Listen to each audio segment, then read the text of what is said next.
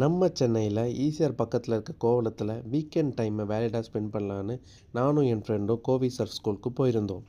அங்கே நாங்கள் எங்களோட ஃபஸ்ட்டு கயாக் செஷனை அட்டன் பண்ணோம்.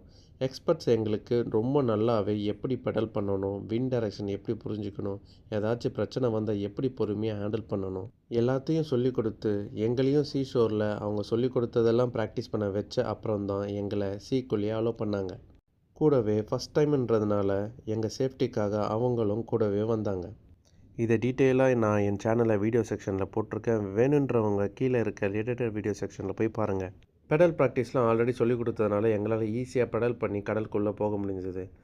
ஆரம்பத்தில் கொஞ்சம் பயமாக இருந்தாலும் போக போக ஜாலியாக இருந்துச்சு. ட்ரைனர் எப்பவும் எங்கள் மூவ்ஸை க்ளோஸாக வாட்ச் பண்ணிகிட்டே இருந்தாங்க. நாங்கள் ஏதாவது தப்பு பண்ணியிருந்தா அதை இன்ஸ்ட்ரக்ஷன் கொடுத்து சரி பண்ணாங்க. கொஞ்ச நேரம் கழித்து எங்களை நடுக்கடலை குதிக்க சொன்னாங்க.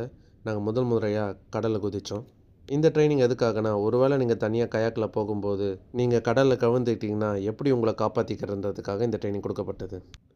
எங்களோட முதல் கயாக்கிங் செஷன் நல்ல மெமரிஸோட ரொம்ப அழகாகவே முடிஞ்சது.